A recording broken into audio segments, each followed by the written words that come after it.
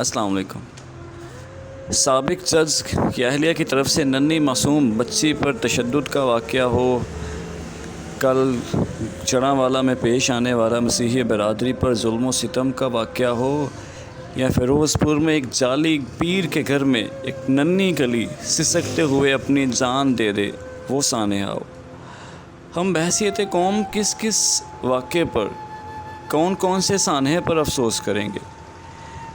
ہم کیا صرف افسوس ہی کریں گے یا کچھ اس کے خلاف بھی کریں گے؟ حبیب ظالب صاحب اسی کے بارے میں لکھتے ہیں، ان کی بہت ہی پیاری نظم، کہتے ہیں کہ اے ظلم و جبر کے مت والو، ناموس کے جھوٹے رکھوالو، بے جرم ستم کرنے والو، کیا سیرت نبوی جانتے ہو؟ کیا دین کو سمجھا ہے تم نے؟ کیا یاد بھی ہے پیغام نبی؟ کیا نبی کی بات بھی مانتے ہو؟ یوں جانے لو، یوں ظلم کرو، کیا یہ قرآن میں آیا تھا؟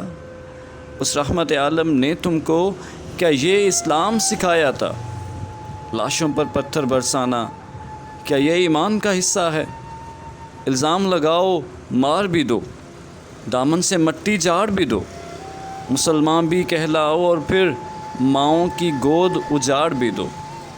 تم سے نہ کوئی سوال کرے، نہ ظلم کو جرم خیال کرے، اس دیس میں جو بھی جب چاہے لاشوں کو یوں پامال کرے۔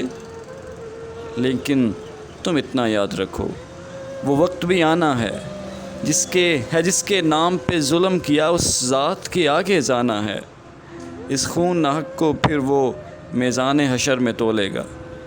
وہ سرور عالم محسن جاں تم سے اتنا تو بولیں گے، اے ظلم و جبر کے مت والو، تم حق کے نام پہ باطل ہو، تم وحشی ہو، تم قاتل ہو۔